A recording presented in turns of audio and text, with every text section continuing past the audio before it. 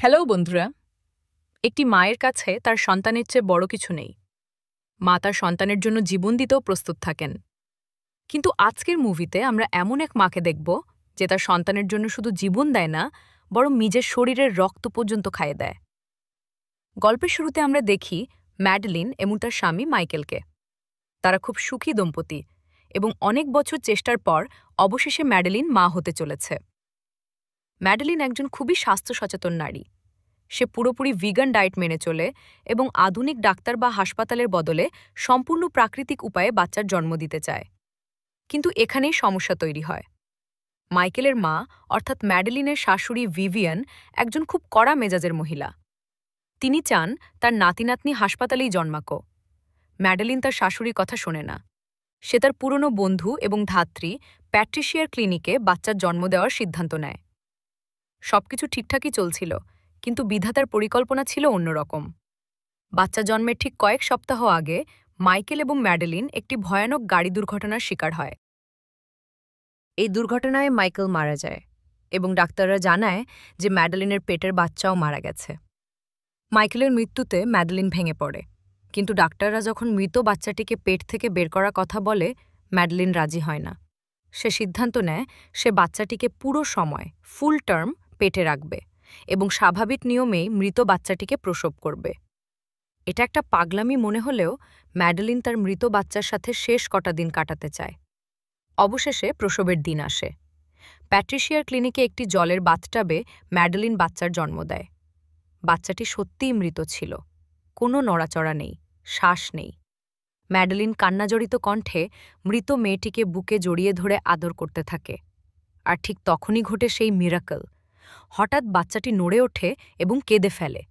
সবাই অবাক হয়ে যায়। মৃত বাচ্চাটি বেঁচে উঠেছে।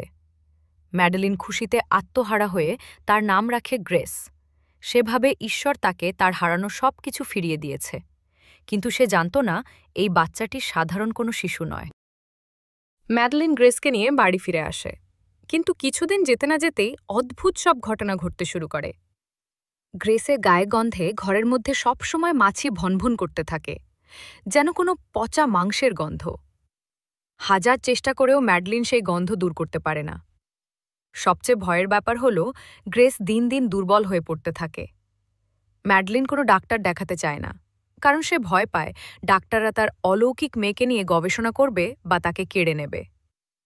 একদিন দুধ খাওয়ানোর সময় গ্রেস খুব জোরে ম্যাডেলিনের বুকে কামড় দেয়। ম্যাডেলিনের বুক থেকে রক্ত বের হতে থাকে। আর অবাক করা বিষয় হল গ্রেস সেই রক্ত খুব আরাম করে চুষে খেতে শুরু করে। ম্যাডেলিন বুঝতে পারে তার মেয়ে দুধ নয়, রক্ত খেয়ে বেঁচে আছে। এই ভয়ঙ্কর সত্য জানার পরেও সন্তানের প্রতি অন্ধ ভালোবাসায় ম্যাডেলিন নিজের রক্ত খাইয়ে মেয়েকে বাঁচিয়ে রাখার সিদ্ধান্ত নেয়।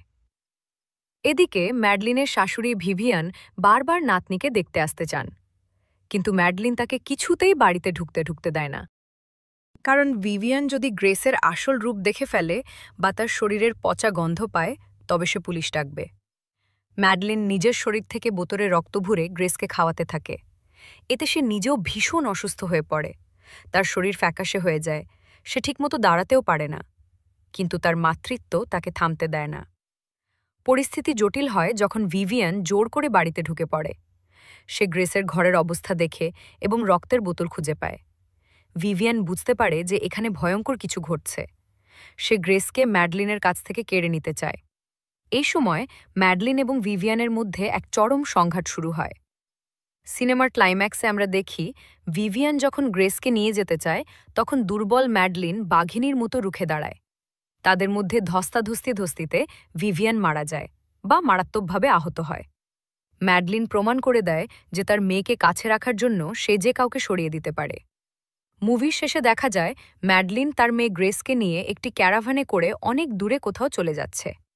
সে জানে তার মেয়ে সাধারণ মানুষের মতো নয়, সে হয়তো একটা দানব। কিন্তু তার কাছে গ্রেস শুধুই তার সন্তান।